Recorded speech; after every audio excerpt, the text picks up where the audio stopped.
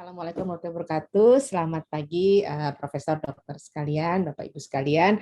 Perkenalkan, nama saya Retno Asti Wardani atau biasa dipanggil Asti.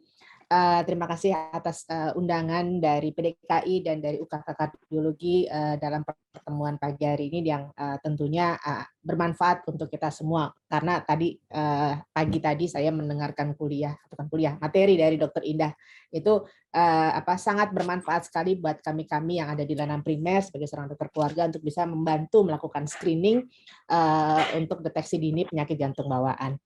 Nah, izinkan untuk saya memaparkan materi mengenai peran keluarga dan dokter keluarga dalam pengelolaan kasus jantung anak.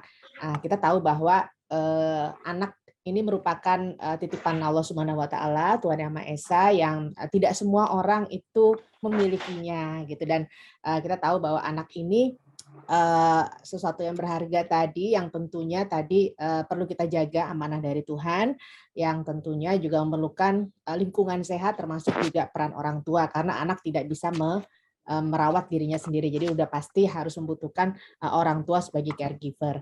Dan kita tahu bahwa tidak semua anak memiliki lingkungan yang sehat, oleh karena itu perlu ada sebuah kalau tadi Dokter Indah memaparkan mengenai screening untuk deteksi dini untuk penyakit jantung bawaan, nanti saya akan sedikit memaparkan mengenai bagaimana kita mengidentifikasi atau screening keluarga yang fungsional maupun disfungsional, supaya nanti pada saat kita ketemu dengan pasien anak, itu kita bisa mengidentifikasi seberapa jauh lingkungan keluarga itu bisa kondusif untuk ikut membantu anak menyelesaikan masalah kesehatannya.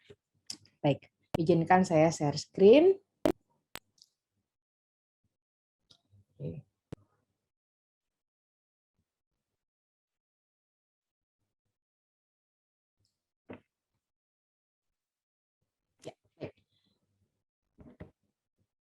Terima kasih. Mohon maaf kalau saya agak bergerak-gerak karena saya presentasi sambil berdiri supaya supaya aktif gitu ya. Oke. Baik. Ini adalah outline presentasi saya. Jadi pertama kita akan coba mengingat kembali faktor-faktor yang berhubungan dengan kesehatan, yang dari situ kita bisa identifikasi bahwa ada benang merahnya, yaitu lingkungan itu merupakan faktor yang sangat berpengaruh terhadap kondisi individu termasuk anak. Kedua adalah tentang definisi keluarga dan apa pengaruhnya terhadap kesehatan.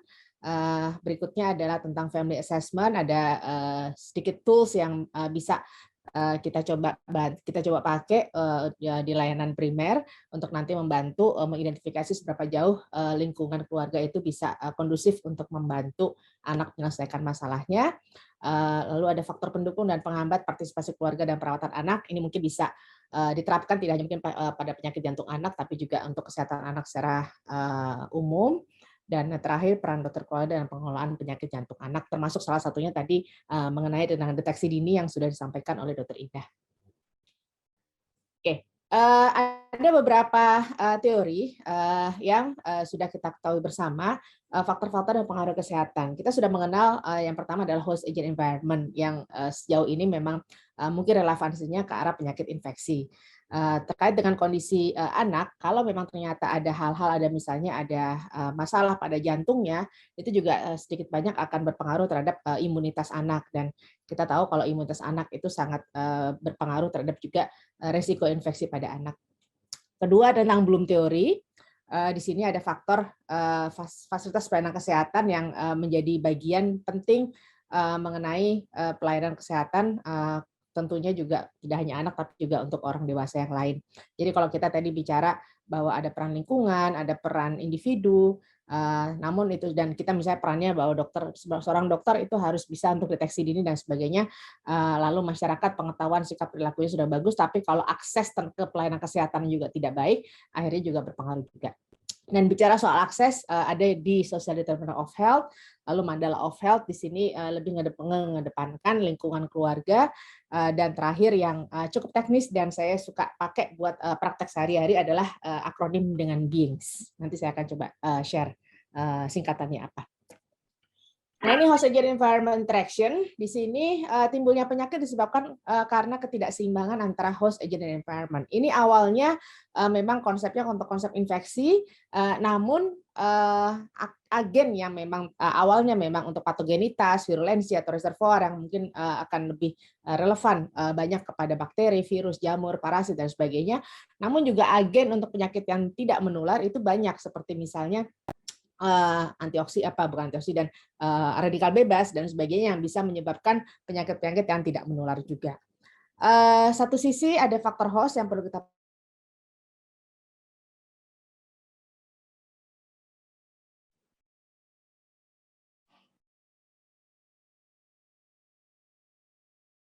perhatikan, itu respons imun dan faktor intrinsik, dan kita tahu anak mempengaruhi penyebaran agent ke host. Dan dikatakan sehat apabila seimbang antara agent, host, dan environment. Hostnya lebih menang, jadi daya tahan tubuh kita lebih kuat daripada agentnya, gitu, dan environment menjadi penyeimbang kita semua. Nah, dikatakan sakit kalau ternyata kitanya kalah sama agent, seperti COVID-19. Ini konsep ini sangat berperan sekali dalam COVID-19, di mana host itu kalau kita sedang tidak fit atau dalam keadaan yang ada penyakit jantung bawaan dan sebagainya, itu bisa mempengaruhi kondisi kita jadi kalah sama agentnya, ya, terlebih kalau lingkungannya juga tidak kondusif. Berikutnya yang bisa dipakai lagi itu adalah teori Bloom. Di sini Bloom ini membagi bahwa kesehatan, ya, fisik, mental, dan sosial itu dipengaruhi oleh 4 faktor, yaitu lingkungan, genetik, pelayanan kesehatan, dan perilaku kesehatan.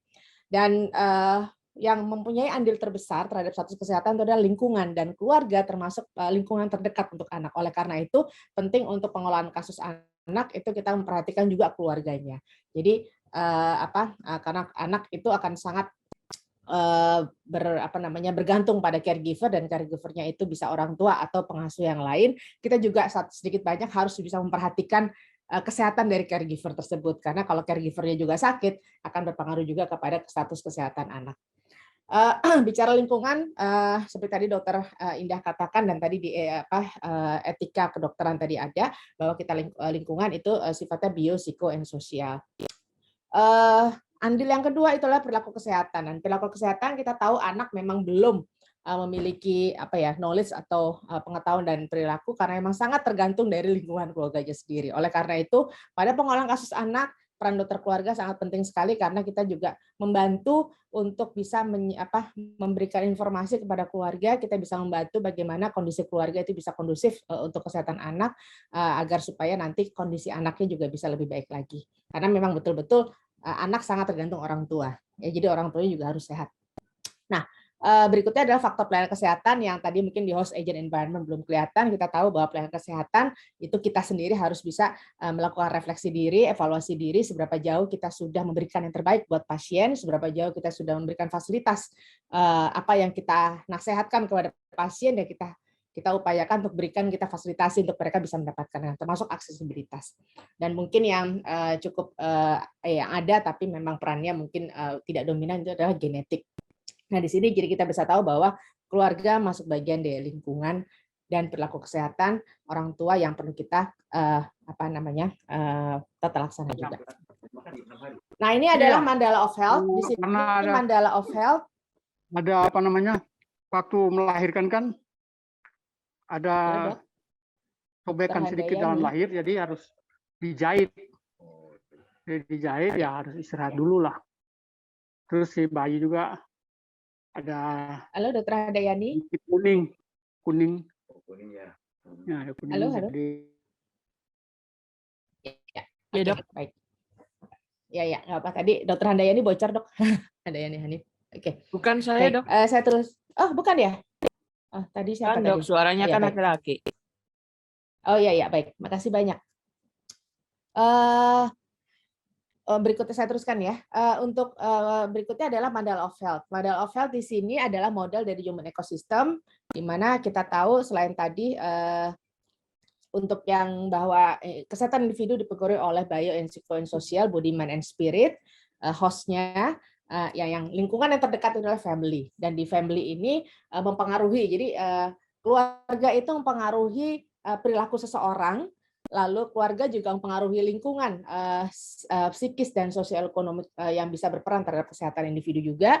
Keluarga juga mempengaruhi lingkungan biologi dari tempat tinggal kita, dan juga keluarga juga mempengaruhi lingkungan fisik yang bisa berpengaruh juga terhadap kesehatan dari seorang individu. Jadi kita tahu bahwa keluarga itu menjadi sumber health belief atau sumber kepercayaan dari masyarakat, individu terhadap kesehatan. Keluarga juga bisa menjadi faktor pendukung untuk bisa kita menyelesaikan masalah kesehatan, tapi juga satu sisi keluarga juga bisa menjadi penyebab seseorang tersebut memiliki perilaku yang tidak sehat. Oleh karenanya untuk intervensinya juga kita butuh partisipasi keluarga. Berikutnya juga yang lebih luas lagi ada peran lingkungan komunitas yang mempengaruhi juga gaya hidup umum masyarakat, yang juga berpengaruh terhadap gaya hidup individu, juga healthcare system, lingkungan pekerjaan, dan biosfer yang lain. Dan culture itu bisa menjadi sebuah ini juga penyebab masalah juga di kesehatan, karena satu sisi budaya itu bisa melekat menjadi bagian dari kebiasaan kita kalau memang itu sudah menjadi kebiasaan atau budaya dari masyarakat yang lebih luas. Oke. Nah, ini adalah singkatan dari beings tadi yang saya suka sekali dengan ini untuk saya pakai dalam anamnesis saya. Gitu. Jadi kalau waktu saya anamnesis, selain saya menanyakan tentang riwayat penyakit dahulu, sekarang, keluarga dan sebagainya dalam identifikasi faktor biologis, juga saya memakai singkatan ini untuk coba mengingatkan diri saya untuk ini riwayat penyakit dahulu, keluarga sekarang, lalu bagaimana perilakunya, apakah memang sejauh ini ada perilaku pasien, dalam hal ini lingkungan keluarga, karena ini anak ya, lingkungan keluarga yang bisa berpengaruh terhadap kondisi kesehatan anak. Misalnya kalau ini anak lahir, kehamilannya gimana, jadi perilaku dari ibu selama hamil seperti apa dan sebagainya, itu behavior. Lalu setelah itu lingkungan, environment, kita tahu lingkungan terdekat ada lingkungan keluarga, housing, rumah. Kalau pasiennya bekerja, itu lingkungan pekerjaan. Faktor imunologi, kita tahu apakah ada riwayat-riwayat penyakit-penyakit yang bisa mengganggu imun tubuh, misalnya riwayat alergi dan sebagainya. Status gizi, genetik, dan yang paling penting juga adalah seberapa jauh mereka sudah memanfaatkan akses pelayanan kesehatan. Jadi health seeking behavior, perilaku mencari pengobatan. Selama ini mereka kalau sakit itu bagaimana perilakunya, lalu ada health belief atau kepercayaan tertentu yang bisa jadi mungkin berpengaruh terhadap kondisi kesehatan anak saat ini. Social factors gitu kan, jadi perilaku kebiasaan keluarga yang memang akhirnya memang berdampak pada anak, dan spiritual factors tadi lebih ke arah health belief.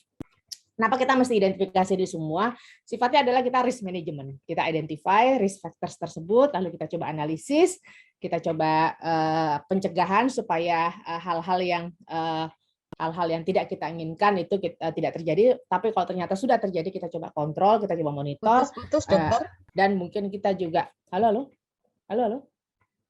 Jelas kembali, Dok. Ya, oke, baik. Sampai mana tadi, Dokter Nini? Mohon maaf, ini sinyalnya nggak stabil kayaknya. Halo? Ya, oke. Nah, jadi untuk identifikasi faktor resiko beings ini bisa kita manfaatkan untuk sebagian-bagian dari risk management yang kita coba identifikasi ada atau tidak pada individu dan keluarga ini, yang nanti manfaatnya kita bisa, kalau sudah ada kita coba hilangkan, atau misalnya memang sudah tidak bisa hilang lagi ya kita coba kontrol, kita monitor. Tapi kalau yang belum terjadi ya kita pertahankan supaya tidak terjadi sama sekali ke depannya. Dan ini adalah bagian dari mitigasi dan antisipasi hal-hal yang perlu kita lakukan ke depan sebagai bagian dari perencanaan tata laksana. Nah, bicara mengenai faktor resiko yang lain, social determinant of health ini memperlihatkan pada kita bahwa kita nggak ada apa-apanya tanpa ada lingkungan. Di situ bahwa peran edukasi ada di situ, peran fasilitas pelayanan kesehatan, akses dan kualitas, peran neighborhood, peran lingkungan, peran sosial, peer group, peer group untuk sesama dari yang memiliki penyakit yang sama atau peer group yang lain, dan stabilitas ekonomi. Jadi ini semua bisa berpengaruh terhadap kondisi kesehatan, tapi minimum yang bisa kita identifikasi bagaimana kondisi lingkungan sosial dari si anak. Yang paling terdekat adalah keluarga. Dari keluarga kita bisa identifikasi bagaimana persepsi mereka terhadap kondisi kesehatan anak, menurut mereka sakitnya kenapa, penyebabnya apa, dan sejauh ini apa yang sudah mereka lakukan untuk berusaha menyelesaikan masalahnya. Lalu setelah itu karena literasi, lalu setelah itu seberapa jauh usaha faktor-faktor pendukung dalam keluarga yang mungkin bisa kita manfaatkan untuk kesehatan anak, dia tinggalnya di mana, fasilitas kesehatan terdekat di situs apa, dan seberapa jauh mereka sudah manfaatkan fasilitas terdekat tersebut, untuk asuransi apabila ada, akses terhadap mereka tentang kesehatan, kita bisa tanyakan dalam bagian dari anamnesis kita sehari-hari. Ya mungkin dalam prakteknya sebetulnya kita bisa kerjasama dengan nurse untuk bisa menanyakan hal-hal yang memang sifatnya rutin seperti tadi kita kalau di RSUI itu ada dari nurse itu asuhan keperawatan awal. Nah di asuhan keperawatan awal itu selain TNSP mereka tanyakan, tapi juga tadi seperti kepercayaan tertentu, health belief, lalu lingkungan keluarga dan sebagainya, itu masuk menjadi bagian protokol yang ditanyakan kepada pasien dan keluarga sebelum menemui dokter, sehingga dokternya bisa setelah pasien masuk ke tempat praktek, informasi tersebut sudah masuk dan kita tinggal analisis untuk nanti kita jadikan bagian dari penata laksanaannya. Nah, oke, itu faktor yang berhubungan dengan kesehatan. Berikutnya adalah keluarga. Kita tahu bahwa tadi keluarga itu menjadi bagian yang tidak terpisahkan dari seorang individu, dan keluarga itu bisa menjadi faktor pendukung maupun penghambat dari kesehatan individu, dan dalam hal ini kita bilang individu adalah anak. Nah, apa yang disebut keluarga? Keluarga itu adalah dua individu atau lebih yang hidup dalam satu rumah tangga karena adanya hubungan darah atau perkawinan atau adopsi. Adopsi itu maksudnya bisa diakui secara hukum. Mereka berinteraksi ya satu sama lain dan memiliki peran masing-masing. Ini definisi berdasarkan Bailon and McLeod tahun 1978. Dari Debke sendiri tahun 1988 memberikan definisi bahwa keluarga adalah unit terkecil dari suatu masyarakat, terdiri dari kepala keluarga dan anggota yang tinggal dalam satu atap dalam keadaan saling ketergantungan, saling bergantungan satu sama lain. Jadi di sini ada definisi dari Departemen Kesehatan seperti ini. Ada juga definisi yang lain, ya. Kalau dari Badan Pusat Statistik itu semua rumah tangga dapat diartikan sebagai keluarga, ya. Dan definisi keluarga yang menurut Mr. Duval and Logan ini tahun 86 itu adalah sekumpulan orang dengan ikatan perkawinan atau kelahiran atau adopsi yang bertujuan menciptakan dan mempertahankan budaya, meningkatkan perkembangan fisik, mental, emosional, dan sosial dari setiap anggota keluarga. Karena kita tahu bahwa definisi sehat menurut WHO itu adalah sebetulnya sejahtera fisik, mental, emosional, dan sosial yang memungkinkan orang tersebut bisa produktif. Ya, dan kalau bicara produktif, kalau pada anak itu berarti tumbuh kembangnya sesuai dengan usianya, ya bisa melakukan aktivitas sesuai dengan usianya, ya secara fisik maupun mental. Jadi kita tahu bahwa tumbuh kembang anak kenapa mesti di monitor terus, ya tujuannya adalah seberapa jauh anak ini tentang sehat kan. Oke. Tadi 1998 tadi yang Departemen Kesehatan tadi sudah saya sampaikan. Tambahan lagi ada dari Pak Baroko dan Pak Suryanto tahun 2004 bahwa keluarga adalah menjadi pusat yang terpenting dari kegiatan dalam kehidupan individu. Ya termasuk tadi berpengaruh terhadap kesehatan individu tersebut, baik sebagai faktor yang pendukung maupun faktor yang penghambat. Nah, kalau di BLKKBN itu adalah ada berdasarkan ikatan perkawinan yang sah, ya yang mampu memenuhi kehidupan spiritual dan materi dan memiliki hubungan yang selaras, seimbang antar anggota keluarga dan masyarakat serta lingkungan. Jadi semua definisi keluarga sebetulnya bisa kita manfaatkan. Intinya adalah mereka betul-betul dalam satu organisasi, dalam menyatakan diri dalam satu organisasi keluarga gitu ya, mengikat kesepakatan untuk nanti sama-sama menciptakan dan mempertahankan dari kesehatannya supaya mereka tetap sehat fisik, mental, emosional, sosial untuk seluruh anggota keluarga di dalamnya, termasuk yang anak menjadi bagian anggota muda dari keluarga tersebut. Kita jaga supaya nanti mereka bisa menjadi kepala keluarga atau menjadi pemimpin keluarga juga yang lebih baik lagi. Nah, kalau dari Kementerian Kesehatan ada 12 indikator keluarga sehat dan 3 dari 12 seperempatnya 25%-nya itu adalah tentang anak. Jadi kita tahu bahwa anak itu menjadi satu aset penting dalam keluarga. Jadi kalau ternyata memang anaknya tadi memiliki gangguan masalah kesehatan, itu pasti akan berpengaruh terhadap fungsi keluarga, vice versa. Nah, ekosistem keluarga ini, jadi tadi ada kumpulan anggota keluarga yang dinamis, jadi seperti teamwork, seperti organisasi, ya, organisasi yang memang harapannya memang direncanakan, memang ingin menjadi bagian dari keluarga tersebut, makanya ada perkawinan yang direncanakan itu segala macam. Memang mereka ingin untuk membina keluarga tersebut, masuk membuat organisasi keluarga yang sifatnya dinamis, masing-masing punya fungsinya menurut kemampuan, pendidikan, budaya, lingkungan, dan tempat tinggalnya, termasuk kalaupun anak itu yang tadi saya bilang adalah aset, itu anak itu kita jaga supaya tadi mereka tetap sehat. Kalaupun ternyata memang mereka ada masalah yang memang tidak bisa kita, atau misalnya kita harus hidup dengan masalah tersebut, kita bisa diskusikan. Oleh karena itu pentingnya pertemuan keluarga untuk bisa kita sama-sama bagaimana menyelesaikan masalah tersebut, bukan untuk kepentingan pasien saja, bukan untuk kepentingan keluarga saja, tapi juga kepentingan bersama. Gitu. Jadi penyelesaian masalahnya itu adalah mutual agreement antara dokter, keluarga, dan pasien sendiri. Tadi saya katakan anggota keluarga itu berhubungan satu sama lain, saling bergantungan, teamwork, ya. Tujuannya menghasilkan suatu produk keluarga sehat, bahagia, sejahtera, fisik dan mental sesuai dengan definisi sehat WHO. Dan kalau ada anggota keluarga sakit akan mempengaruhi fungsi keluarga, vice versa. Ya.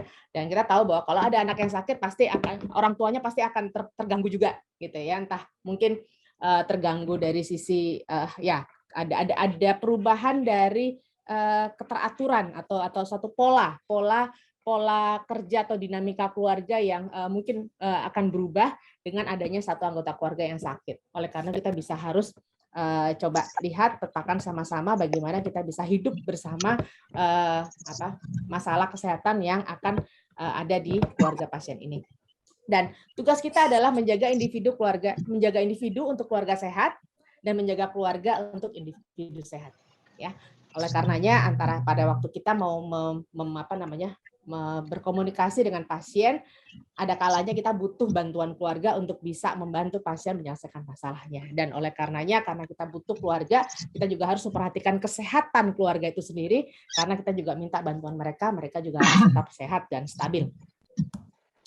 Nah, apa hubungannya antara penyakit dan keluarga pasien? Tentunya yang menjadi caretaker utama adalah keluarga. Bukan kita, kecuali kalau kita keluarga dokter, ya. Tapi kan nggak semua anggota keluarga, nggak semua keluarga punya dokter, gitu. Ya, jadi yang memang caretaker utama adalah keluarga. Kita bantu ajarkan mereka, kita bantu memfasilitasi mereka bagaimana mereka hidup bersama atau merawat orang yang sakit tersebut. Karena kita yang tahu ilmunya, kita yang bisa memberikan akses, kita ajarkan kepada mereka, kita samakan persepsinya supaya nanti mereka bisa tahu apa yang harus mereka lakukan di rumah, termasuk keluhan-keluhan atau tanda-tanda gejala-gejala yang warning, ya, yang emergency, kepada siapa nanti mereka perlu komunikasinya. Yang tadi saya katakan juga, penyakit berdampak pada semua aspek keluarga, ya. Jadi kalau ada satu anggota keluarga yang sakit di rumah, pastinya akan berpengaruh terhadap rutinitas dari keluarga tersebut. Ya, dan dengan ada rutinitas tersebut, ada yang reversible, ada yang irreversible. Nah, di situ kita bisa bantu untuk bisa mendiskusikan bagaimana penyelesaian masalah bersamanya. Dan sebagai tenaga kesehatan, kita punya tantangan untuk tata laksana pasien dan keluarga agar tercegah dari perburukan. Jadi kita bisa tadi deteksi dini secara awal, kita bisa bantu juga keluarga untuk tahu tanda-tanda deteksi dini supaya kita bisa ajarkan mereka untuk minimum mereka bisa pantau juga, monitor di rumah, dan kita berikan akses kalau ada apa-apa, aksesnya kemana, gitu ya. Mencegah untuk perburukan, mencegah untuk komplikasi, atau mencegah untuk memperoleh sakit yang sama sesama anggota keluarga pasien, sehingga dapat dipertahankan kesehatan seluruh anggota keluarganya. Dan apabila ternyata masalah tersebut irreversible, kita bisa sama-sama berkolaborasi, tadi seperti Dokter Isti katakan, berkolaborasi baik itu dengan dokter umum, dokter keluarga, dokter spesialis anak, dokter spesialis rehabilitasi medik, nanti untuk bisa bagaimana mereka hidup dengan kondisi yang memang irreversible tersebut. Ya. Nah, ini tadi pengaruh keluarga terhadap kesehatan. bisa positif negatif ya. Kalau yang stresor bisa memperburuk, kalau yang dukungan bisa bermanfaat. Oleh karenanya pada saat kita melakukan family assessment, kita bisa mengidentifikasi seberapa jauh keluarga tersebut prone untuk ke arah yang kondusif maupun yang tidak kondusif, baik itu secara emosional, fasilitas, dan finansial. Nanti saya akan coba sharing bagaimana ada tools baik secara kuantitatif maupun kualitatif untuk bisa kita identifikasi deteksi dini keluarga yang memang kondusif atau bisa kita mintakan bantuan atau misalnya kondusif kepada lingkungan anak atau tidak. Nah, oleh karenanya, karena memang keluarga punya dampak positif atau negatif, kita perlu pemahaman tentang keluarga dan potensi sumber penghambat atau pendukung terhadap tata laksana. Ya, jadi tadi bisa secara emosional, secara fasilitas, secara finansial. Misalnya caregiver-nya, misalnya kita butuh anaknya caregiver-nya siapa, ibunya bekerja apa enggak, bagaimana kalau ternyata nggak ada waktunya bagaimana untuk menyelesaikan mana. Seperti itu yang saya yakin selama ini dokter anak sudah banyak berkolaborasi dengan banyak pihak untuk bisa tidak hanya menyelesaikan masalah pada pasien, tapi juga memperhatikan keluarganya untuk sama-sama menjadi bagian dari tata laksanaan. Tujuannya adalah untuk meningkatkan dukungan dan meningkatkan kualitas kesehatan. Jadi kita supporting kepada pasien, kita supporting kepada keluarga pasien, kita coba bantu memberikan akses, ya, bantu mereka menyelesaikan masalah kesehatannya. Nah, ini sebetulnya dari jurnal Diabetes Mellitus, tapi kurang lebih sama karena prinsipnya adalah semuanya itu membutuhkan perhatian keluarga. Ini contoh, ya. Jadi seorang caregiver itu sangat dibutuhkan untuk memaintain terapi, ya, harus ada yang mengingatkan segala macam. Tapi satu sisi kita juga harus bisa memperhatikan kondisi kesehatan caregiver tersebut. Jadi tidak hanya kita nanti bertanya kepada caregiver atau tunjuk segala macam setuju, tapi dalam follow up-nya kita harus menanyakan bagaimana perasaan caregiver tersebut, lelah apa tidak, lalu dan kalau misalnya ternyata caregiver itu udah mulai tanda-tanda bukan bosan ya, tapi mungkin jenuh segala macam, nah itu bisa kita berikan akses komunikasi, beritahukan, lalu kita juga bikin plan B-nya, diskusikan kepada mereka plan B-nya. Karena caregiver ini penting sekali. Ya, jadi tidak hanya kita direktif, kita minta mereka jadi caregiver, tapi kita juga harus memandang perhatian khusus kepada perasaan aja dia juga. Ya, oke. Nah, ini jadi pada saat kita membuat rencana tata laksana, jangan sampai kita membuat tata laksana tanpa full support dari keluarga. Dan kita pastikan pada saat kita memberikan rencana tata laksana, baik itu pada untuk rencana A sampai Z-nya, itu kita juga komunikasikan kepada keluarga dan pastikan mereka paham. Untuk memastikan mereka paham, kita bisa minta mereka untuk mengulangi apa yang kita beritahukan. Lalu setelah itu kita bisa challenge mereka untuk kalau ada masalah seperti ini bagaimana rencana mereka untuk menyelesaikan masalahnya dan sebagainya, sehingga benar-benar sampai worst case skenario mereka siap untuk bisa mengantisipasi hal-hal yang tadi seperti saya sudah sampaikan sesuai dengan konsep beings tadi. Nah, ini yang perhatian khusus, younger patient, kita tahu anak itu perlu perhatian khusus, sudah pasti butuh caregiver. Kalau udah butuh caregiver, sudah pasti butuh keluarga yang suportif. Apalagi kalau penyakitnya juga yang sifatnya jantung bawaan, yang mungkin juga bisa berpengaruh terhadap anak seumur hidup dan bisa reversible atau irreversible, kita bisa evaluasi nanti. Apalagi kita lihat bahwa ternyata lingkungan keluarganya seberapa kondusif, apalagi kalau misalnya caregiver-nya misalnya ada hal-hal yang tidak mendukung, misalnya mereka sakit juga gitu kan, atau memang ada faktor-faktor lain sehingga mereka akses terhadap fasilitas pelayanan kesehatan atau akses terhadap kesehatan itu ternyata tidak banyak. Ya, oleh karena itu dengan ada BPJS itu penting banget untuk bisa membantu minimum aksesibilitas mereka terhadap kesehatan anggota keluarga. Ditambah lagi sebetulnya pengetahuan. Jadi kita tahu bahwa pengetahuan itu penting sekali sebagai modal dasar untuk bisa mereka bisa beradaptasi dengan masalahnya. Dan masalah informasi ini itu penting banget, bagaimana cara memberikan informasi yang baik dan sebagainya itu juga tidak mudah ya. Oleh karenanya penting tadi kolaborasi interpersonal, karena bisa saja edukasi tersebut bisa bisa diberikan tidak hanya oleh dokter tapi juga oleh dalam tim, bisa oleh bidan, bisa oleh nurse dan sebagainya sebagai satu tim.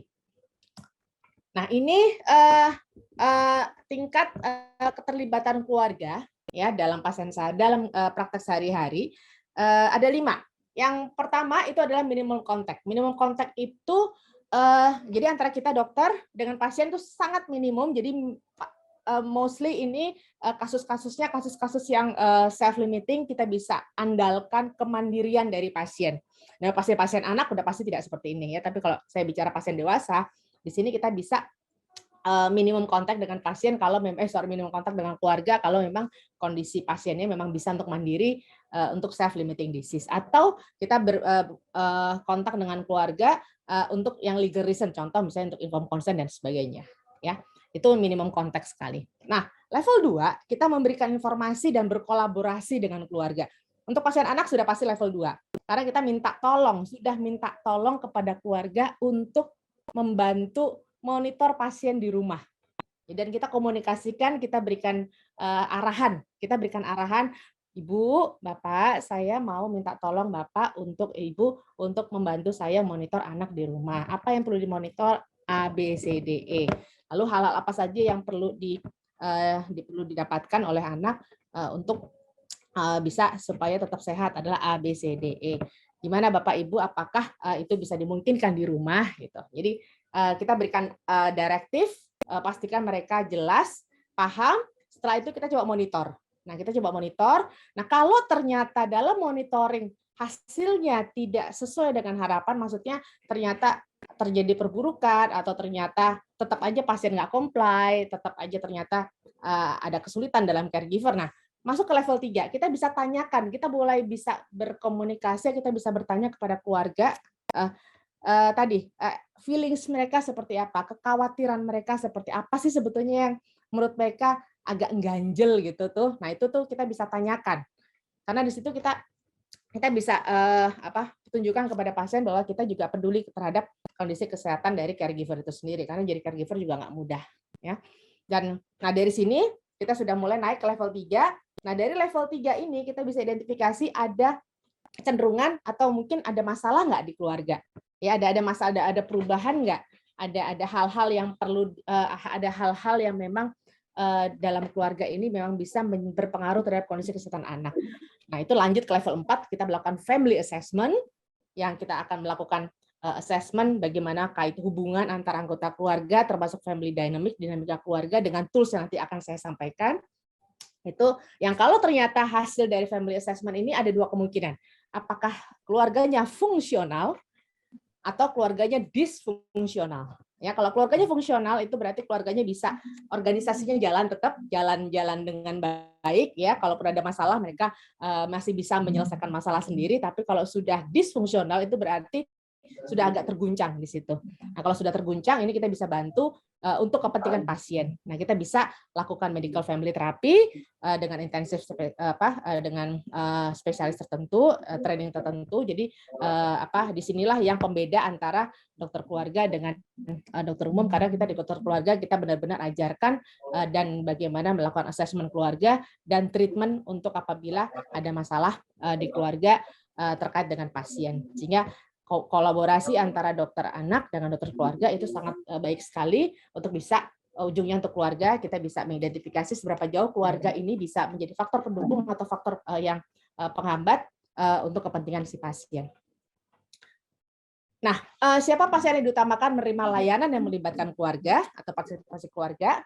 Tadi dari awal kita bisa lihat bahwa kalau untuk minor and acute problem, acute di sini maksudnya yang self-limiting disease ya, atau routine problems yang mungkin bisa diselesaikan oleh pasiennya sendiri, dalam hal ini pasien dewasa ya, ini tanpa keluarga ya. Dan kita tahu anak tidak mungkin sini karena anak pasti butuh keluarga. Tapi kalau untuk general condition, untuk yang penyakit-penyakit orang dewasa yang sifatnya reversible dan bisa diselesaikan sendiri oleh individu tersebut, itu tadi level 1 yang minimum kontak. Pasien anak itu ada di sini ya. Pasien anak, prevention care untuk growth and monitoring, udah pasti pasien anak pasti akan butuh family involvement. Ya, apalagi kalau tadi penyakit jantung bawaan, udah pasti mereka fungsi organ tubuhnya udah pasti membutuhkan adaptasi ya dari kegiatan atau lingkungan supaya anak bisa hidup quality of life-nya bisa baik. Nah, di sini termasuk chronic disease, karena penyakit jantung itu kan masuk chronic disease, serius, acute problem, psychosocial problem, kalau ternyata memang ada masalah di keluarganya yang bisa berpengaruh terhadap kondisi pasien, ada anggota keluarga lain dalam satu rumah yang sakit selain anaknya, gitu, terus apalagi caregiver-nya juga punya masalah, gitu kan. Jadi itu butuh family intervention dan butuh family meeting yang nanti akan dicoba diawali dengan melakukan family assessment. Dan dalam family assessment, mungkin selama ini kalau Objin adanya APGAR score pada anak, kita juga punya APGAR score. Singkatannya adalah Adaptation, Partnership, Growth, Affect, and Resolve. Ini satu instrumen yang sangat simple banget, hanya 5 pertanyaan dari sebenarnya sudah lama sekali, tapi masih sangat relevan, dan itu tahun 78, tapi sudah diperbarui oleh teman-teman di Jepang tahun 2016 bahwa ada potensi, jadi manfaat untuk menggunakan family APGAR ini untuk dalam praktek sehari-hari. Nah, di sini ada 5 pertanyaan saja. Yang pertanyaan ini sebetulnya kalau ditanyakan, kita mau menanyakan bagaimana persepsi si pasien terhadap kondisi lingkungan keluarganya. Ya, tapi kalau pada pasien anak, kita bisa menanyakan kepada orang tuanya, bagaimana orang tua menganggap lingkungan keluarga ini kondusif untuk dia dalam merawat anaknya. Ya. Ini ada dalam bahasa Inggrisnya, lalu sudah diterjemahkan dalam bahasa Indonesia. Kita tinggal checklist aja, kita bisa tanyakan kepada pasien ya dan atau caregiver-nya seberapa jauh mereka yang pertama adaptasi. Mereka untuk memberikan pernyataan apakah selalu, kadang-kadang, atau tidak pernah. Pertanyaan pertama, adaptasi, saya puas bahwa saya dapat kembali ke keluarga atau teman-teman saya, dalam hal ini keluarga ya yang terdekat, untuk membantu pada sewaktu-waktu membantu pada waktu sesuatu menyusahkan saya. Ya, itu jadi puas apa tidak puas, selalu, kadang-kadang, atau tidak pernah. Ya, lalu itu adaptasi. Yang kedua, kepuasan mengenai kalau dia bisa membicarakan sesuatu kepada keluarga untuk mengungkapkan masalah, ya. Apakah bisa selalu, kadang-kadang, atau tidak pernah. Growth itu adalah saya puas bahwa keluarga menerima dan mendukung keinginan saya untuk melakukan aktivitas atau arah baru. Gitu. Jadi itu selalu, kadang-kadang, atau tidak pernah. Affect ini bagaimana keluarga saya bisa mengekspresikan affect atau respons perasaan untuk marah, sedih, atau mencintai. Yang terakhir ada resolve, adalah bagaimana saya puas dengan cara keluarga menyediakan waktu untuk bersama untuk mengekspresikan affect dan respons. Ini adalah terjemahan dari yang kuesioner sebelah kiri. Codingnya adalah 012, 0 itu adalah tidak pernah, hardly ever, 1 kadang-kadang, some of time, 2 itu almost always. Ya. Lalu digabung, di total skornya. Kalau skornya itu 0 sampai 3, itu artinya keluarganya sudah disfungsional. Jadi perlu red alert itu. Jadi keluarga red alert, ini ada sesuatu di keluarganya, kita mesti explore lebih lanjut kenapa, ya. Nah, itu butuh family treatment, family intervention. Butuh komunikasi dengan keluarga dengan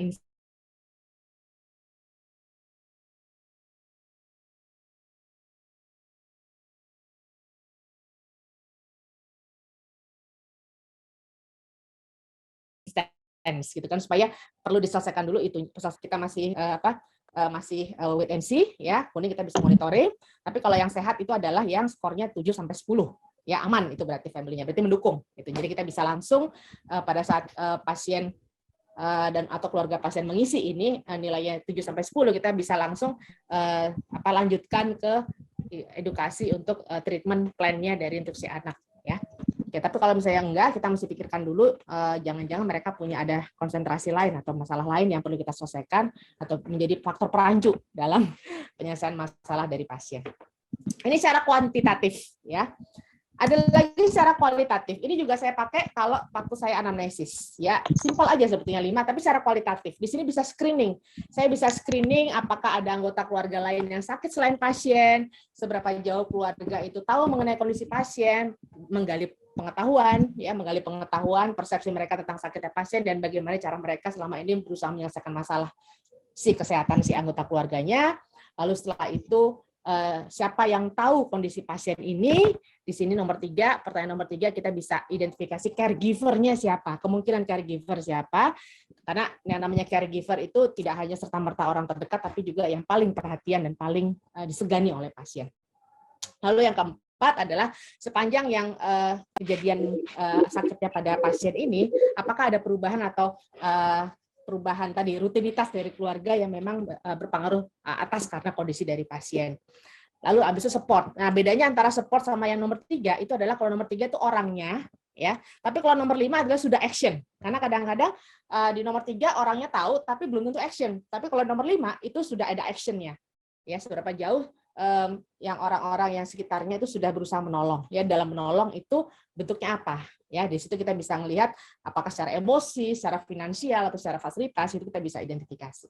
Nah, ini semuanya saya biasa menginsertkan ke dalam pertanyaan anamnesis ya, supaya nanti kita tahu oke, ini pasien ini saya bisa minta tolong bantuan keluarga bisa langsung apa enggak ya, atau mungkin saya perlu nanti ngomong ke keluarganya, bicara hati ke hati untuk nanti bisa membantu pasien karena pasien nggak bisa sendiri ya. Oke, ini 2 tools yang simple menurut saya. Dan sudah terbukti, ini ada literaturnya untuk bisa dipakai dalam praktek sehari-hari. Minimum tadi screening untuk keluarganya kondusif apa tidak untuk lingkungan kesehatan pasien. Kalau ternyata hasil disfungsional, itu bisa dikonsulkan kepada dokter spesialis kedokteran keluarga untuk kita bantu untuk family intervensi atau family meeting-nya. Nah, ini kalau untuk data genogram itu dari genogram itu kita bisa tadi kita bisa dibantu oleh tenaga kesehatan lain atau kita bisa dalam wawancara, Bapak ini anak tinggal sama siapa, satu rumah sama siapa, Bapak Ibu umur berapa, pendidikan terakhir Bapak apa, Ibu apa, kerja apa tidak, kita bisa lihat di situ interaksi anggota keluarga, riwayat penyakit dalam anggota keluarga, ada penyakit keturunan apa tidak, lalu setelah itu orang tuanya masih ada apa tidak, atau mungkin ada hubungan yang renggang. Orang tua gitu kan, itu kan sangat berpengaruh sekali terhadap kondisi kesehatan anak. Kalau ternyata orang tua tidak bisa kerja sendiri, itu dibantu oleh siapa? Apakah ada RT, apakah ada neneknya dan sebagainya. Kalau ada neneknya sakit apa enggak? Nah, itu juga akhirnya pertanyaannya tuh langsung kita keponya tuh langsung, ini neneknya, oke neneknya ada selama ini, apakah ada kondisi kesehatannya saat ini gimana, gitu ditanyakan seperti itu. Karena kalau ternyata si nenek ini juga memiliki masalah kesehatan yang sakit juga ya, dia sendiri butuh caregiver. Nah, bagaimana kita bisa memetakan potensi-potensi masalah dalam keluarga untuk nanti disampaikan kepada keluarga supaya nanti keluarga bisa ngeh bahwa oke, yuk kita punya beberapa masalah, bagaimana cara penyelesaiannya. Nah, ini simbol-simbol genogram yang bisa dipakai. Kalau lingkaran itu perempuan, kalau kotak itu laki. Ini nanti bisa dibaca sendiri bahwa ini bisa sangat membantu untuk bisa satu visualisasi genogram. Kita bisa tahu riwayat penyakit keluarga, pola interaksi, ya kondisi lingkungan anak, apakah kondisi apa tidak. Ya, selain tadi yang sudah di kuesioner yang tadi. Nah, untuk khusus untuk hubungan emosional antara anggota keluarga, kita bisa menggunakan family map. Family map sebetulnya seperti kayak spider web aja gitu. Jadi kalau garisnya itu biasa seperti ini, itu hubungannya ya normal ya. Tapi kalau dua double seperti ini adalah artinya dia sangat sangat dekat sekali ya. Tapi kalau misalnya ternyata garis putus-putus, ini sudah tidak ada komunikasi sama sekali. Ya, itu bisa juga dipakai untuk mengidentifikasi tadi caregiver atau mungkin ada sumber masalah dan sebagainya. Ya, ini ada simbol-simbol yang sering digunakan untuk emosional ya. Oke. Ini untuk fungsi keluarga yang biasa ya, kita kalau tadi ternyata ada dari hasil skornya Apgar skornya itu tinggi, rendah, itu kita bisa anamnesis atau evaluasi lebih dalam atau assess lebih dalam tentang fungsi keluarganya, bagaimana fungsi biologi, psikologi, sosial, ekonomi, adaptasi, apakah ada perilaku tidak sehat di keluarga, bagaimana persepsi keluarga terhadap masalah kesehatan, dan bagaimana perilaku berobat keluarga. Itu semuanya kita tanyakan, yang memang akhirnya di situ kita bisa identifikasi apakah memang perlu mendapat perhatian khusus apa tidak. Nah, itu tadi tentang keluarga dan peran keluarga terhadap kesehatan dan bagaimana kita mengidentifikasi atau screening ya keluarga ini kondusif apa tidak untuk lingkungan anak. Nah, penyakit jantung pada anak sendiri di sini dapat disebabkan oleh banyak faktor, bisa virus atau kromosom ya genetik, atau komplikasi sekunder dari kondisi lain. Namun kebanyakan kasus, ini kalau dari literatur yang saya baca ya, ini penyakit jantung penyebabnya tidak diketahui. Dan PJB itu adalah kelainan yang paling banyak ditemui pada bayi baru lahir. Jadi saya sangat paham sekali kenapa tadi dalam 24 jam itu harus sudah dilakukan screening dengan oximetri tadi, karena memang ini yang paling banyak, ya. Dan di Indonesia sendiri ternyata memang kejadiannya mencapai 43.200, 4, juta kelahiran dari 4,8 juta kelahiran hidup, 9/1000 kelahiran hidup setiap tahunnya. Jadi lumayan. Jadi deteksi tadi seperti disampaikan Dr. Indah sangat bermanfaat sekali untuk screening deteksi dini supaya kita nggak terlambat. Nah, tantangannya apa di manajemen kasus anak? Ini kita tadi ada, karena treatmentnya tadi ya bisa pembedahan atau tadi ada intervensi lah, ada intervensi yang intervensi yang bisa ya banyak berpengaruh terhadap ya entah finansial, entah emosional, waktu gitu ya dan sebagainya, yang itu perlu diberitahukan kepada orang tua. Apalagi kalau ada risiko dan komplikasinya, itu juga perlu diberitahukan. Monitoring juga begitu, bahwa walaupun memang dalam keadaan BJB aja itu juga kondisi tumbuh kembang anak juga tidak normal ya, tidak senormal yang pasien yang biasa, sehingga perlu ada monitoring ketat di rumah. Dan bagaimana kita mencoba membantu keluarga untuk apa sih yang diperlukan untuk monitoring ketat di rumah gitu kan, bagaimana komposisi nutrisinya yang baik. Itu saya yakin pasti teman-teman dokter anak sudah ke arah sana. Kita tinggal bantu di keluarga untuk membantu keluarga awareness-nya, untuk membantu keluarga hidup bersama dengan kondisi yang memang perlu perhatian khusus ini. Tentunya kita coba bantu untuk manajemen sumber daya keluarga, tadi faktor positif dan negatifnya, lingkungan, kita sendiri juga harus suportif ya, untuk bisa mendukung dan motivasi keluarga, karena kita tahu keluarga juga ini anak yang mungkin ditunggu-tunggu tapi juga ternyata sakit juga, dan apalagi orang tua juga harus mencari uang untuk bisa mengobati gitu, walaupun ada asuransi tapi kan tetap aja semuanya butuh support juga ya, termasuk kali ada stigma ya, jangan sampai nanti ternyata ada stigma ternyata di lingkungan keluarga itu sendiri. Nah, ini faktor pendukung dan penghambat partisipasi keluarga dalam perawatan anak. Ya, jadi ini saya ambil dari rujukan Barriers and Facilitators to Family Participation in Care of Their Hospitalized Loved Ones. Jadi di sini dari Journal Patient Experience. Jadi ada beberapa yang perlu kita ketahui nih. Maksudnya sebagai seorang dokter kita perlu tahu bahwa ada hal-hal yang bisa memberikan pendukung ya, bisa mendukung keluarga untuk bisa memperlancar perawatan anak, tapi juga ada yang hal-hal yang membuat mereka juga mereka jadi malah susah, kita nyusahin mereka gitu. Nah, kita berharap lebih banyak mengerjakan yang banyak hijau daripada yang merah ya, jangan sampai merahnya banyak. Di sini yang pertama faktor yang berpengaruh ya dalam perawatan anak adalah penerimaan informasi tentang prognosis dan perubahan kondisi pasien. Sometimes kalau misalnya kita dalam menjelaskan pasien kepada pasien dan keluarga itu dalam informed consent atau dalam apapun, mudah-mudahan tidak di kita, tapi yang jelas kita harus benar-benar menjelaskan kondisi pasien saat ini seperti apa, ada kemungkinan berubah, dan kalau misalnya ternyata perubahan ada bagaimana prognosisnya. Sometimes kita juga kadang-kadang suka ya mudah-mudahan tidak di sini juga enggak ya, tapi maksud saya kita seperti assuming bahwa mereka tidak mau menerima kabar buruk. Padahal sebetulnya mereka ingin sejujur-jujurnya kita untuk memberikan informasi tersebut. Gitu. Jangan sampai nanti mereka tidak mendapatkan informasi itu, lalu setelah itu mereka ternyata kejadian di anak, terus jadi mereka merasa tidak diinformasikan. Ya, jadi benar-benar kita memberikan informasi sejelas mungkin, sejujur mungkin, dan kita juga harus memberitahukan jalan keluarnya. Ya, kalau ternyata ada kondisi gini, mereka bisa apa, termasuk tadi healthcare sistemnya juga aksesibilitasnya juga jelas. Kalau ada tanda-tanda perburukan, mereka mesti ngapain. Nah, ini penerimaan informasi yang tepat dan jelas mengenai kondisi, prognosis, dan pengobatan pasien itu sangat mendukung untuk perawatan anak. Kesulitan bertemu dokter, kesulitan dalam bertanya kepada siapa mendapat informasi itu yang menjadi faktor yang penghambat. Ya, jadi kalau pada saat kita ke pasien itu sedapat mungkin dalam tim itu kita bisa membuat sistem sedemikian rupa supaya nanti jelas kepada siapa pasien itu bisa akses terhadap informasi. Nggak harus langsung ke dokternya, tapi kita kan bekerja dalam tim ya. Ada sistem di fasilitas pelayanan kesehatan, ada kayak education center. Nah, education centernya itu orang-orang yang terlibat dalam education center itu bisa kita manfaatkan, kita bisa minta tolong untuk menjadi corong. Ya, bisa menjadi corong utama untuk bisa mendapatkan informasi. Lalu kedua adalah informasi mengenai cara merawat pasien di rumah. Di sini harus jelas juga. Jadi biasanya kita dibantu oleh teman-teman nurse atau bidan gitu ya untuk bisa memberikan informasi tentang bagaimana perawatan dan monitoring pasien di rumah gitu. Ini juga harus jelas ya, dan dinamakan jelas itu nggak hanya satu arah, tapi kita harus tanyakan balik kepada mereka, mereka bisa menjelaskan kembali dengan bahasa mereka dan pastikan persepsinya sama ya. Jadi jangan cuma mereka iya kita anggap iya, ternyata mereka nggak ngerti gitu. Oke.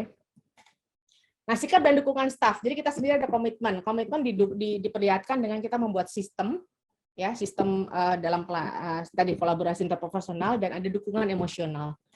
Oke. Lalu pengakuan. Jadi kita memberikan apresiasi kepada yang sudah dilakukan baik oleh keluarga, kita apresiasi, makasih Bapak Ibu, saya tahu itu tidak mudah, tapi saya salut Bapak Ibu bisa sudah melakukan hal tersebut, gitu ya. Jadi benar-benar menghargai upaya mereka yang sudah selama ini mereka kerjakan untuk anak mereka, ya.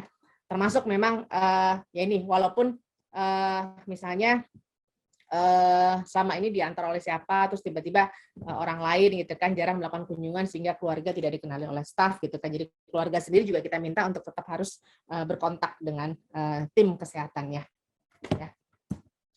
Lalu nih, kebijakan jadwal kunjungan pengasuh keluarga. Jadi ada kebijakan yang longgar dan jelas. Longgar di sini maksudnya bahwa untuk memudahkan keluarga menemui dan menemani pasien. Ya, jadi ya kita tahu di zaman sekarang ini orang tua banyak yang bekerja, jadi waktu Sabtu itu sekarang mungkin praktek dokter Sabtu lebih ramai daripada weekdays gitu ya. Itu nggak apa-apa. Ya, atau mungkin ternyata kalau weekdays nanti kita bisa tanyakan bahwa kita karena bekerja tim, jadi kita nanti bisa ketemu dengan dokter siapa gitu kan, yang kolega saya, nanti bisa aja menemui mereka, tapi dengan sistem yang sama ya. Dan kenyamanan fisik, ruangan yang memang nyaman untuk menemani pasien. Nih, koordinasi dan keberlanjutan perawatan. Ini kalau kita di dokter keluarga ada namanya care coordinator. Jadi dan kita memastikan bahwa continuity of care itu harus jelas nanti dalam sistem itu siapa yang bisa dihubungi atau didatangi kalau kondisi memburuk. Jadi sistem emergency plan-nya, jadi nomor kontak emergency itu harus jelas pada siapa. Tadi kita keluarga kita bekali tanda-tanda deteksi dini untuk kondisi perburukan ya. Mungkin ada tools atau kita latih untuk monitoring, tapi tadi oximetri, tadi mungkin ada oximetri yang tangan yang sederhana gitu. Tapi mungkin bisa sesederhana itu bisa kita latihkan kepada keluarga untuk bisa membantu menjadi mata elang kita untuk di keluarga ya, di rumah gitu. Nah, dan itu harus kita edukasi. Kalau di RSUI itu ada yang namanya, kalau ada home care, di situ ada ruangan. Jadi sebelum pasien pulang itu oleh teman-teman nurse dari keperawatan komunitas itu membantu untuk bisa memberikan informasi bagaimana apa yang perlu dilakukan keluarga untuk perawatan di rumah ya. Dan itu kita nurse tersebut bisa mendapatkan informasi dari dokternya dulu, dari dokternya nanti akan memberikan instruksi, memberikan informasi, lalu nanti akan disampaikan oleh tim teman-teman nurse untuk nanti diperkaya oleh mereka dari asuhan keperawatannya. Oke, di sini karakteristik personal pengasuh juga begitu. Jadi pengasuhnya sendiri kita harus tahu ini pengasuhnya siapa, aktivitas hariannya apa, ada masalah apa enggak gitu ya. Jadi benar-benar kita juga minta pengasuhnya juga, karena tadi fungsinya dia adalah reminder, tadi kan memotivasi pasien juga gitu ya. Jadi kita bisa jelas siapa pengasuhnya, identifikasi tadi dengan tadi berbagai macam tools, family assessment, tadi kita bisa identifikasi siapa orang yang memang disegani atau disetujui oleh pasien menjadi seorang caregiver.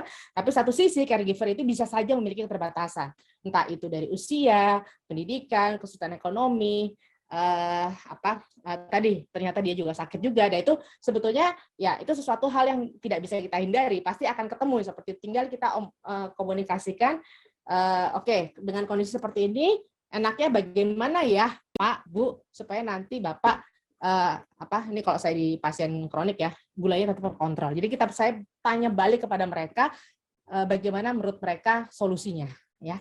Oke. Atau mungkin karakter pasien udah marah, atau karakter pasien merasa kadang-kadang, kalau ini karena saya biasa pasien lansia ya, itu post power syndrome gitu. Tapi kalau anak mungkin mungkin ada anak yang mudah tantrum misalnya kayak gitu-gitu. Nah, itu apakah perlu nanti bisa kita konsulkan ke teman-teman psikolog misalnya kalau memang ternyata berpengaruh terhadap kondisi kesehatan pasien.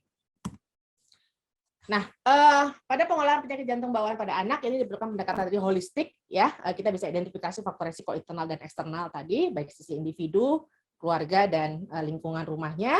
tentunya untuk bisa kita mengupayakan penata laksanaan yang komprehensif berorientasi pencegahan. Ya, jadi karena pasien memang sudah sakit, berarti kita minimalisasi supaya tidak ada komplikasi. Ya, harapannya dengan apabila ternyata kondisinya irreversible, kita berharap bahwa kondisi anak tersebut tetap bisa termaintain lama supaya quality of life-nya bisa tinggi. Dan di sini kita bisa mengidentifikasi masalah, faktor risiko, dan tata laksana dengan berorientasi patient-centered and family-oriented. Nah, ini peran keluarga dalam pengelolaan penyakit jantung anak. Jadi di sini peran dokter keluarga dalam pengelolaan penyakit jantung anak. Jadi tadi seperti dikatakan Dokter Indah juga, peran kita adalah sebetulnya deteksi dini. Kita yang paling peran kunci sebetulnya untuk bisa mengidentifikasi masalah. Kita bisa menjadi bridging ya, bridging itu menjembatani untuk pasien itu bisa ini akses ke dokter anak, nanti dokter anak rujuk balik ke kita dapat informasi apa yang perlu kita monitor di rumah dan sebagainya.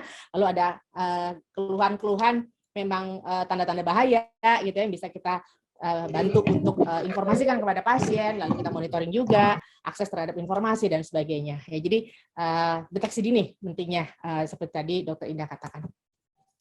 Lalu, nah ini dari literatur lagi tentang transplantation. Jadi ada beberapa memang perlu transplantasi. Jadi tim multidisiplin termasuk peran sentral. Jadi kita juga masuk dalam tim karena kita yang tahu kondisi keluarga. Kalau di pre-transplantasi kita memastikan status imunisasi. Kalau post transplantasi, kalau yang direkomendasikan adalah pemberian non-live vaksin. Ini saya mohon informasi dari teman-teman dokter anak. Apakah memang yang saya sampaikan ini kayak saya lihat dari literatur, apakah memang sudah berjalan di Indonesia sampai saat ini atau memang belum atau tidak gitu. Nanti mohon saya bisa diklarifikasi. Atau tadi pasca transplantasi ada gejala-gejala penolakan, itu paling sering sekali kan. Itu kita bisa bantu evaluasi, monitoring untuk membantu keluarga di rumah. Jadi kita bisa menjadi bridging antara dokter spesialis dengan keluarga.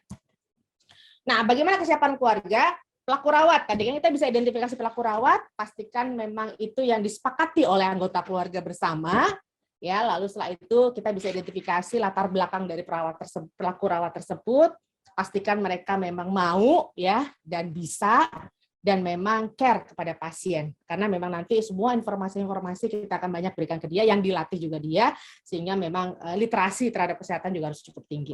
Kontak number kita ke mereka juga ke kita, nggak harus langsung ke dokternya, tapi juga kita bicara dengan sistem.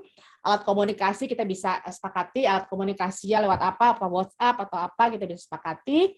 Bagaimana kondisi rumah, karena kita tahu anak juga selain ada penyakit kronik, kita juga ternyata ada resiko penyakit infeksi, ventilasi, sanitasi, dan lingkungan rumah, sumber daya sekitar kita bisa identifikasi yang sebagai pendukung yang bisa kita manfaatkan, baik itu secara emosional, finansial, maupun tadi fasilitas.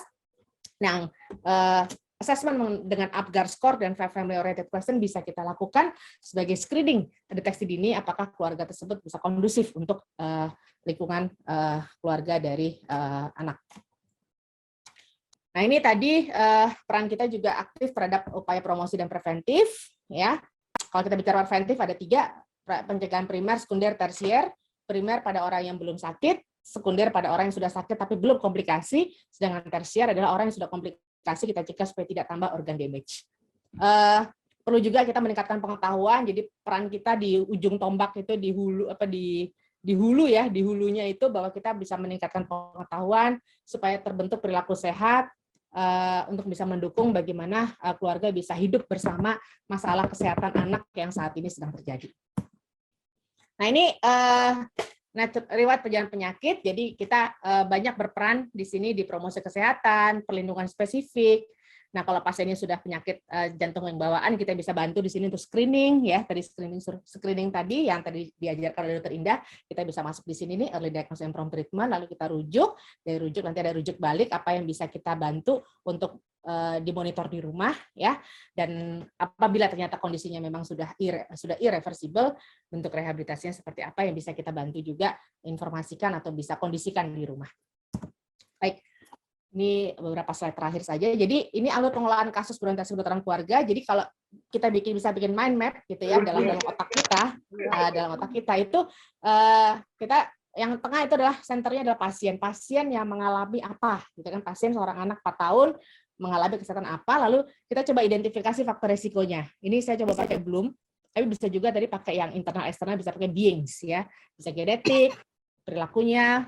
Karena anak berarti perilakunya perilaku keluarga mungkin yang paling bisa berkontribusi terhadap kondisi anak. Lingkungan keluarganya sendiri, lingkungan pekerjaan kalau pasalnya bekerja pada anak tidak relevan ya, dan faktor risiko pelayanan kesehatan termasuk health seeking behavior. Dokter bisa menggunakan tadi ini Bloom atau bisa pakai beings tadi kayak saya gitu. Yang penting kita bisa memitigasi faktor risiko baik itu internal sama eksternal. Kenapa kita perlu mitigasi? Karena tadi kita bisa mencoba untuk mengantisipasi hal-hal yang kemungkinan besar akan terjadi dan kita sudah siap dengan tata laksananya di depan ya.